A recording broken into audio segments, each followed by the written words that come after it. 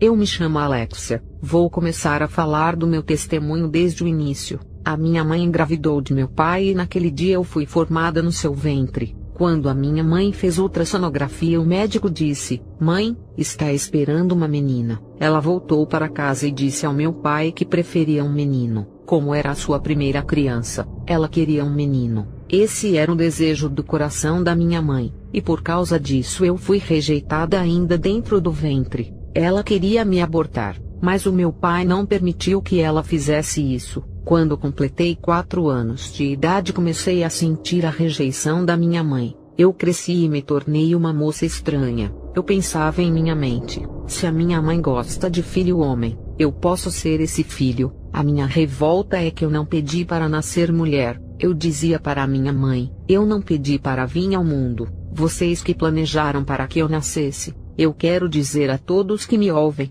quem determina o sexo da criança é Deus. Por causa da maldição os meus seios não desenvolveram, mas hoje dou glória a Deus por ser liberta. Não ligo para o meu corpo, o que importa é a minha alma ser salva. Lá no céu teremos os nossos corpos perfeitos. Eu comecei a não gostar de homens e comecei a sentir um forte desejo por mulheres. Satanás percebeu todo esse desprezo da minha mãe e trabalhou em cima disso para destruir a minha vida. Passei a namorar outras moças sem os meus pais saberem. A minha primeira relação sexual foi com uma mulher, embora eu mantivesse os meus cabelos crescidos e usasse roupas femininas. O meu comportamento diante das mulheres era de um homem. Eu estava possuída completamente por um espírito maligno. Os meus pais não desconfiavam de nada por eu saber ser feminina na hora de passar a maquiagem. Uma moça passava todos os dias na minha rua com a Bíblia na mão. Senti um interesse por aquela moça,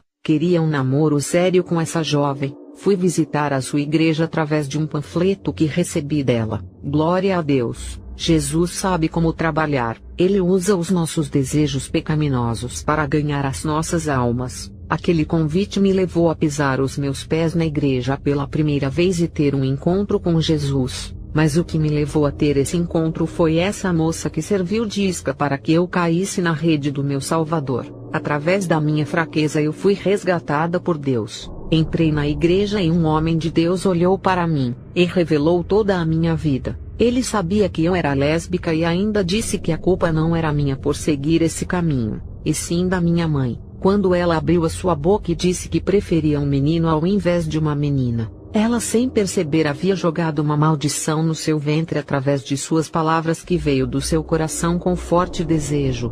Naquele dia um demônio entrou no ventre da minha mãe e me possuiu. Eu nasci endemoniada e nunca tinha gostado de homem até receber a libertação. Aquele servo de Deus colocou as suas mãos sobre os meus ombros e orou. Eu caí no chão endemoniada, e aquele demônio que morava dentro de mim há 20 anos foi embora. Aquele servo de Deus disse que eu estava possuída pelo espírito do lesbianismo. Eu fiquei livre daquele demônio que me acompanhava desde o ventre, e pela primeira vez estava aliviada e feliz por ser uma mulher. Entreguei a minha vida a Jesus e aqueles sentimentos malignos desapareceram da minha vida. Não sentia mais aquele desejo por mulheres e tudo estava normal comigo. Voltei para casa saltando de alegria. Comecei a sentir sentimentos por homens e terminei os meus relacionamentos com outras mulheres. Relatei ao meu pastor da igreja onde me converti a respeito dos novos sentimentos que estava sentindo. O pastor me passou uma instrução dizendo para eu orar para não cair na fornicação. Agora que um novo sentimento havia começado a aflorar,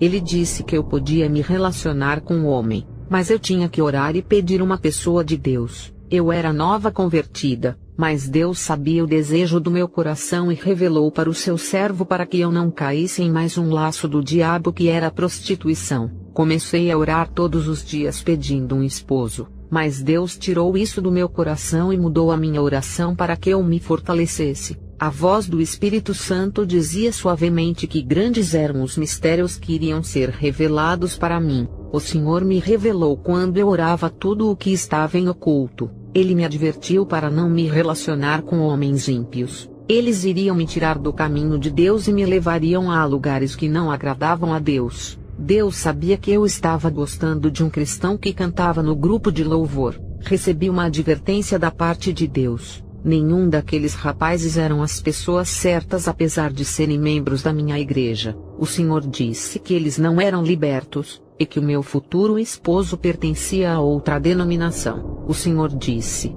Vou levar um servo para fazer uma visita na igreja do seu pastor.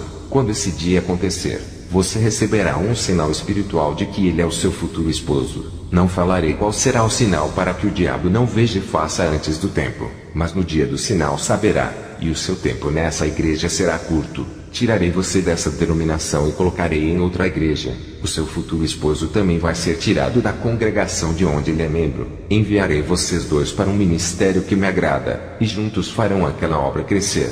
Não fique ansiosa, serva. Espere em mim, e realizarei o desejo do seu coração. Apenas busque a minha presença. Eu sou o seu noivo, e preciso preparar a minha noiva.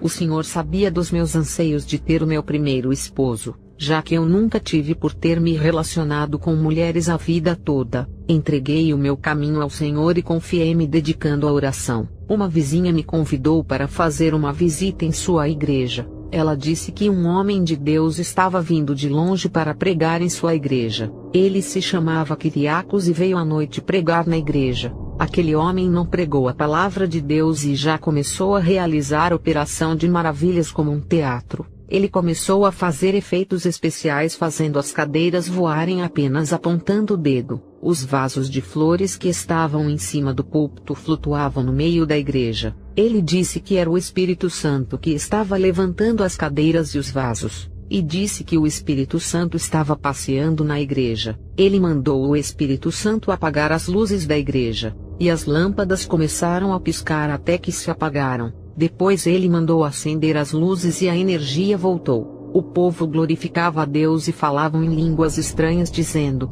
o Espírito Santo está aqui.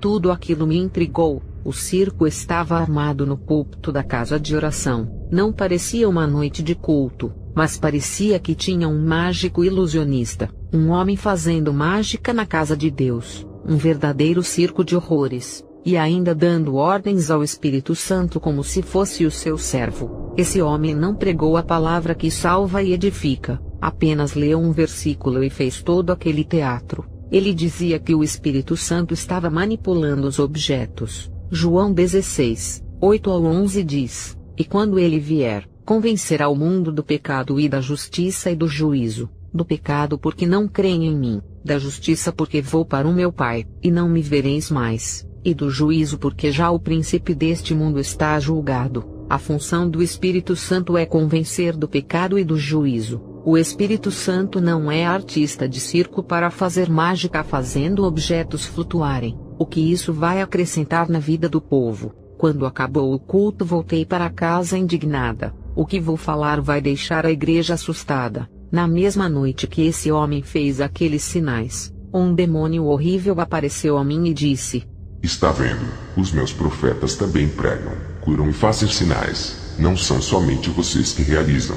Olha os sinais que os meus filhos fazem, coisas extraordinárias que os verdadeiros cristãos não fazem. O seu Deus exige muita santidade e oração para receber um dom.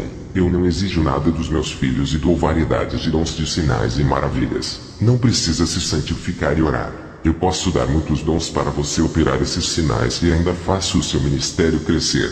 Te faço conhecida nos 4 cantos do mundo, e onde pisar os seus pés a multidão lhe seguirá. Pense bem, por mais que você ore e se santifique, nunca fará tão grandes sinais iguais aos meus servos. Você viu o que o meu servo fez na igreja com as cadeiras e os vasos. Fez flutuarem. Foi eu e os meus adeptos quem levantamos as cadeiras e os vasos os fazendo flutuarem. Eu posso fazer você flutuar na frente do povo da igreja e eles saberão que é uma serva de Deus.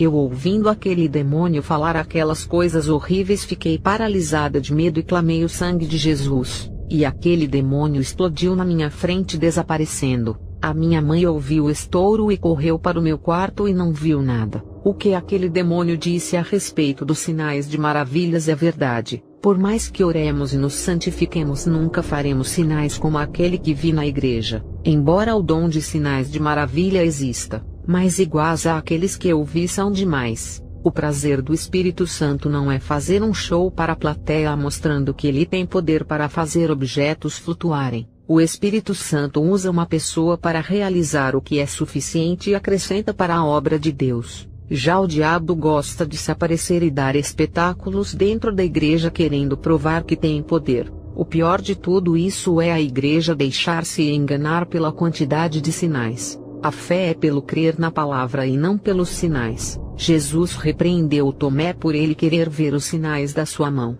mas parabenizou os que enxergavam pela fé sem precisar ver os sinais. Jesus ainda disse que os sinais acompanharão a todos os seus servos. Ele não disse para correr atrás de sinais, mas afirmou que esses sinais vão estar seguindo os que levam à verdade. Não podemos acreditar que todos os milagres provêm de Deus. Janes e Jambres, servos de Satanás, operavam grandes sinais. 2 Timóteo capítulo 3 e 8, e Êxodo capítulo 7, verso 10 ao 12. Jesus alertou que nos finais dos tempos os falsos profetas farão mais sinais do que os escolhidos. A palavra diz que no fim dos tempos quem se destacariam nos sinais seriam os falsos profetas, não os escolhidos. Mateus 24 versículo 24. O meu futuro esposo foi visitar a minha denominação. O Espírito Santo me revelou que ele era a pessoa que Deus preparou para mim. O seu nome era Dimitrios Kotsaris, um homem temente a Deus. Passamos a conversar e ter uma vida de oração sem contato físico até o nosso casamento. Foram 7 meses orando para Deus preparar, e tudo aquilo que Jesus disse se cumpriu. Eu me desliguei da minha denominação e Dimitrios se desligou da dele. Deus nos colocou em uma igreja abençoada. A nossa ida para aquele ministério foi de Deus. A nossa presença atraiu as almas para congregarem conosco. O nosso ministério cresceu de uma forma espantosa. Eu e o meu esposo temos uma comunicação eficaz e de grande tranquilidade nas provas. Não gastamos muito o nosso dinheiro com tecnologia. Tudo isso é vaidade. Sempre estamos economizando e nos lembrando do dia do amanhã. O meu esposo expressa os seus sentimentos com clareza. Isso facilita muito em uma relação. Um cristão rude que maltrata a esposa desgasta um relacionamento. Evitem discussões que aumentam o tom da voz. Não falem palavras destrutivas e nem palavras negativas. Exercitem a empatia, o diálogo, e apoiem os projetos e sonhos um do outro. O casal que não acredita no projeto do outro estraga o relacionamento. O esposo não pode obrigar o outro a fazer nada por obrigação. O sexo é respeito mútuo entre o casal. Se forem ficar sem coabitarem, que fiquem por um período que não demore e que Satanás não lhe atente. O marido e a esposa têm que fazer as coisas juntos. Não pode existir individualidade entre eles, com cada um fazendo uma coisa diferente. O individualismo acaba com a força do casamento. Quando forem dormir, vão juntos. Nada de alguém se deitar primeiro e deixar o outro na cozinha ou na sala. Quando forem sair juntos para qualquer lugar, vão de mãos dadas. Sempre perdoem as falhas um do outro. Se tiverem algum conflito, resolvam sentados no diálogo. Entendam que nada é perfeito, e defeitos têm que ser corrigidos. De manhã, quando acordar, tem que dar bom dia um ao outro e um abraço forte sem motivo. Você que é esposo, quando estiver no trabalho, mande um recado perguntando se está tudo bem em casa. Diga à sua esposa que a ama todos os dias. Repita essa palavra. Assim como Jesus amou a igreja, o amor que Jesus sente pela igreja é tão inexplicável, que chega ao ponto de ele resgatar das trevas e até morrer por ela. Um relacionamento conjugal forte é construído com o tempo, mantendo essa disciplina. Tudo começa pelo amor e uma boa gestão de bons hábitos que se desenvolvem todos os dias. Não deixe que no tempo de casados comece a surgir a falta de atenção que é prejudicial ao casamento. A solução é sempre inovar com coisas boas para que venha a unir o casamento mais e mais. Não fique reclamando da sua esposa, mulher. Não fique reclamando do seu marido. Parem de falar mal um do outro, e ainda se justificando de que estão certos. Não deixem Satanás destruir o casamento de vocês. Um casamento é como um jardim que é preciso ir cultivando com o passar do tempo. Estou advertindo a vocês porque o Senhor me revelou sobre muitos casamentos sendo destruídos por não se entenderem. Tem muitos cristãos divorciados por causa de coisas fúteis. Eu e o meu esposo, quando nos desentendemos, compartilhamos as nossas falhas um com o outro, pedindo perdão um para o outro. Isso é maturidade que temos. Estamos evitando de cometer os mesmos erros em nosso casamento, e estamos melhorando a cada dia. Estamos crescendo em nossa vida conjugal. Nós tínhamos um defeito de querer atenção exagerada um do outro ao ponto de sufocar. Isso estava acabando com a nossa vida conjugal. O controle excessivo que proibia o outro de conversar com as pessoas da igreja. A gente somos líderes de grupos e os ciúmes estavam atrapalhando a obra. A base de tudo é a confiança. E ciúmes não justifica a desconfiança. Isso desgasta e oprime qualquer pessoa. A mentira é a única que arruína o casamento. Eu e o meu esposo nos ajustamos em muitas coisas. Deus me deu um esposo maravilhoso e compreensivo que sempre me ajuda nas orações. A gente ora junto sempre à noite. Um dia eu estava orando e a presença de Deus ficou tão forte que fui arrebatada. De repente eu me deparei com um corpo negro gigante. Parecia um ser gigantesco e eu estava perto de sua boca. Eu parecia um inseto perto daquela boca gigante. Esse corpo negro se alimentava de alma. Eu podia ver como aquele corpo estava ficando largo quando as almas entravam pela boca que estava aberta. Eu vi a boca daquele lugar abrindo e engolindo milhões de almas.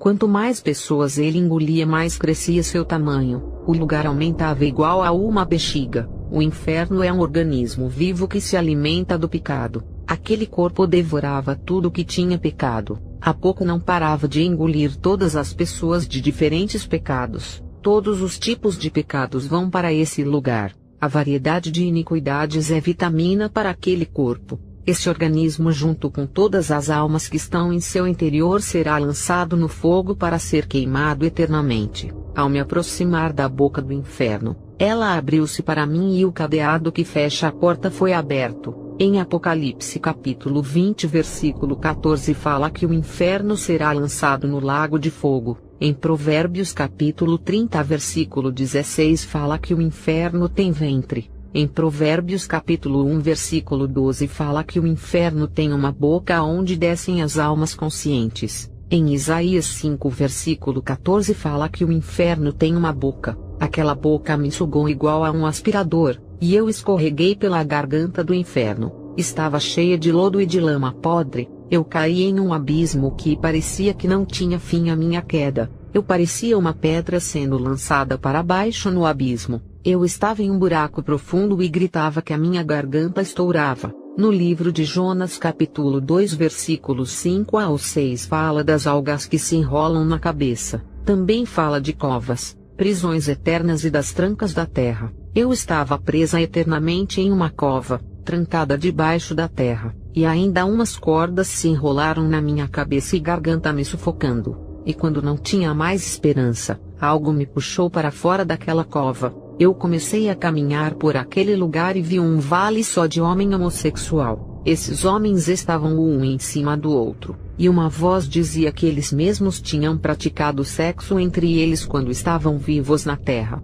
E continuei caminhando e vi um homem no tormento. Esse homem eu conheci ele no leito de hospital. O meu pastor tinha ido ao hospital e o evangelizou. O homem estava em fase terminal. Os médicos disseram que ele tinha câncer e não havia mais jeito. Ele estava condenado à morte. A sua solução era entregar a sua vida a Jesus. Ele não queria se arrepender, e disse para o meu pastor que se Jesus fosse bom não teria deixado o câncer comer ele por dentro. Ele partiu sem se arrepender dos seus pecados e estava arrependido naquele lugar. Também vi uma mulher que trabalhava de prostituta. Ela era minha vizinha e morreu há 2 anos de acidente de carro. Quando ela me viu, pediu para lhe tirar daquele lugar. Também vi uma amiga minha que morreu há 5 anos atrás. Ela era lésbica, e quando ainda vivia a gente saía para as casas noturnas juntas. Ela se chamava Adrastea, e quando me viu gritou o meu nome. O lugar onde ela está é infestado de lésbica.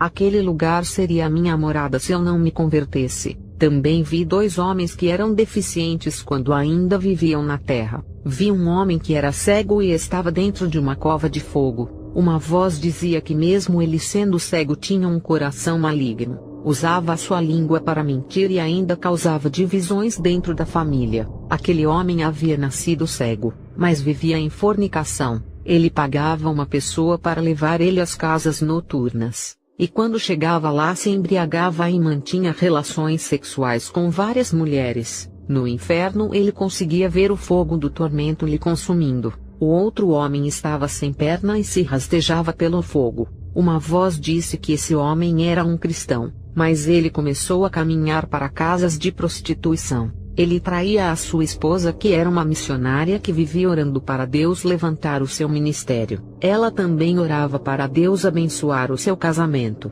agradecendo a Jesus pelo grande homem que Deus colocou na sua vida. Ela acreditava que ele era fiel. As suas pernas o estavam levando para lugares que não eram da vontade de Deus. Esse homem, quando se converteu, tinha prometido a Deus que os seus pés nunca pisariam nesses lugares. Ele tinha ganhado um carro de um servo de Deus que deu de coração para ele usar para a obra, mas ele começou a usar o carro para outras coisas. Levava os seus amigos ímpios para se prostituir nessas casas noturnas e enchia o seu carro de mulheres. Ele estava pregando a palavra de Deus em adultério em cima do púlpito, até que um dia ele não levou os seus amigos e foi sozinho se prostituir. Deus não queria que nada acontecesse com os seus amigos, e sim com ele. Nesse dia ele sofreu um acidente e as duas pernas foram amputadas. A sua esposa chorou e questionava a Deus dizendo: Senhor, como seu servo vai fazer a obra? O seu esposo também murmurava chamando Deus de carrasco. Até que ele desviou e o seu coração se endureceu.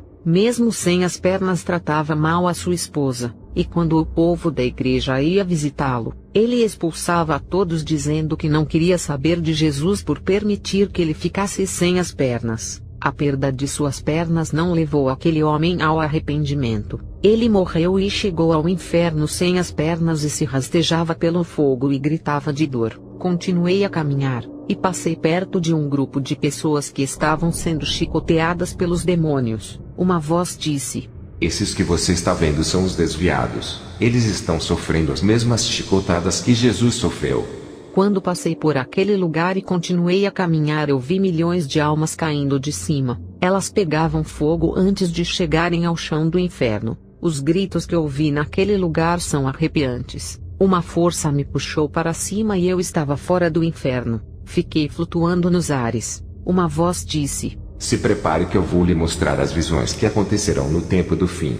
Eu olhei para cima e vi um grande meteoro caindo do céu na terra. Esse meteoro, quando se chocou na cidade, derrubou 4 prédios que estavam juntos. Esses prédios tinham várias pessoas dentro que morreram com o fogo do choque do meteoro. Pedaços dos prédios caíram na avenida em cima das multidões de pessoas que estavam passando na rua. Os gigantes pedaços dos prédios caíram em cima de carros, casas, comércios e as chamas se alastravam por todos os lados. Multidões de pessoas foram mortas sendo esmagadas e queimadas. Essa visão me causou espanto, mas depois eu vi outro meteoro maior caindo dentro do mar. O impacto foi tão forte que as águas do mar ficaram agitadas e causaram um tremor no fundo do Oceano Índico, Atlântico e Pacífico. As ondas subiram mais de 600 metros e continuaram a subir passando disso. Prédios de 10 andares para cima que estavam perto dos mares foram cobertos. Pessoas foram arrastadas das janelas desses prédios através das ondas. As águas tomaram as avenidas arrastando carros, caminhões, árvores, casas, prédios e multidões de pessoas. Isso aconteceu nos 4 cantos do mundo. Ilhas foram submersas. Países pequenos à beira-mar desapareceram e civilizações foram tragadas. Pequenos países que são ilhas ficaram debaixo das águas no fundo do mar. Quando as águas ficaram normais, o mar estava cheio de corpos. Tubarões, crocodilos e outros animais marinhos se fartaram de tanta carne que foram arrastados pelas águas para dentro do mar. E na avenida havia muitos corpos um por cima do outro. E também as ruas estavam cheias de corpos para todos os lados. Parecia que a cidade foi atingida por 10 bombas atômicas por causa dos destroços que as ondas causaram. Tubarões, baleias, peixes e outros animais marinhos também foram arrastados para a terra por causa das ondas. Vários barcos e grandes navios foram engolidos pelas águas. Os corpos mortos que estavam espalhados pelas ruas entraram em estados de decomposição. As autoridades governamentais não sabiam onde enterrar tantos corpos mortos de pessoas e animais. Com aqueles corpos mortos no meio da rua, epidemias de doenças começaram a se multiplicar através de insetos, vermes e bactérias. Os demônios que atuam no mar estavam mais agressivos e causaram redemoinhos nos mares e arrastavam embarcações. Olhei para o céu e vi uma pedra gigante vindo do universo, e ao entrar na atmosfera do nosso planeta se despedaçava. Aqueles pedacinhos eram pequenos nos ares, mas ao cair na Terra eram gigantes. Cada pedaço daqueles caíram no mar e nos rios. Essa pedra gigantesca que veio do espaço tinha um tóxico veneno. Quando caiu nas águas elas ficaram contaminadas, e milhões de animais marinhos morreram e ficaram boiando nas águas. Não havia espaço nos rios e nos mares para as embarcações andarem por terem tantos animais mortos. Havia animais despedaçados por causa dos impactos dessa grande pedra espacial. As águas se tornaram em sangue, e um forte fedor de carniça invadiu todo o planeta. As águas de sangue coalharam, e muitos animais morreram de sede por beberem aquelas águas contaminadas. O nível de oxigênio dessas águas caíram, tirando toda a vida da água, mudando toda a sua estrutura molecular. Os hidrogênios das águas se modificaram, causando um grande desastre no meio do habitat aquático. A indústria pesqueira entrou em falência por não encontrar peixes nas águas para vender. A água ficou escassa na terra, pouca quantidade para muitas populações. As águas que não eram sangue se tornaram amargas por causa da toxina daquela pedra espacial. Animais terrestres e aves aquáticas que dependiam de águas doces para matar a sede morreram por causa da toxina. Das torneiras saíam águas amargas, matando milhões de pessoas. Quem bebeu dessa água morreu envenenado por uma substância mortal. Aqueles pedacinhos do meteorito se distribuíram para outros rios. As correntezas das águas espalharam essas partículas, levando a outros rios para matar os restantes dos animais que dependiam da água doce. Restaurantes e lanchonetes que dependiam da água para fazer comidas e sucos faliram. A água ficou mais cara do que o ouro, e muitos milionários davam uma fortuna para obterem barris de águas limpas. A população pobre que não tinha dinheiro morreram de sede. Somente os poderosos que conseguiam obter todas as reservas de águas, as hortas e todos os tipos de plantações que dependiam da água morreram. As fazendas de plantações faliram por não terem água para regar. A morte entrou ceifando milhões de pessoas e animais em todo o planeta. Os rios estavam contaminados pelos pedaços daquela grande pedra. Eu não sei dizer se era um rio com várias vertentes ou rios de outros lugares. Também vi vários rios se tornando em sangue. Não era só um rio, mas umas variedades de rios de vários lugares no mundo. Eu não sei se foi por causa dos meteoritos, mas acabou a reserva de água doce da terra, e o povo, para matar a sede, bebiam sangue. O sangue saía pelas torneiras. Essa era a única água que servia para matar a sede dos povos. O sangue que saía das torneiras tinha milhões de bactérias e causava doenças mortais nas pessoas. Vendo aquela situação caótica, fiquei assustada com a terrível destruição que está por vir à terra. Em Lucas 21 versículo 25 diz que haverá sinais no sol e na lua e nas estrelas, e na terra a angústia das nações em perplexidade pelo bramido do mar e das ondas. O mar irá bramir, rugir como um leão feroz e tragará as vidas. Pessoas me disseram que o mundo não vai acabar com a água por causa da promessa que Deus fez a Noé, e isso é verdade. O que o Senhor me revelou é que as águas serão o seu juízo contra as nações rebeldes. Será a ira de Deus contra o homem que tem poluído as águas por causa do petróleo e matado os animais marinhos. A água também tem vida. Se não tivesse, os animais não sobreviveriam. As águas se vingarão dos homens que a têm destruído. O Senhor me mostrou no fundo do mar, abaixo da terra, um monstro terrível. Eu não sei se era um demônio ou um monstro, mas era espiritual. O Senhor disse que ele era o Leviatã, e que em breve vai sacudir as águas aonde tiver rios, mares ou lagos. Depois dessas revelações eu voltei à terra. O meu esposo estava ao lado do meu corpo, que estava deitado ao chão. A gente estava orando juntos e ele disse que eu apaguei na oração. Mas o Espírito Santo tranquilizou o seu coração, e disse que tudo iria ficar bem. Agradeço a Deus por essa oportunidade de compartilhar o meu testemunho. Que o Espírito Santo dê graça e forças a todos vocês. Amém.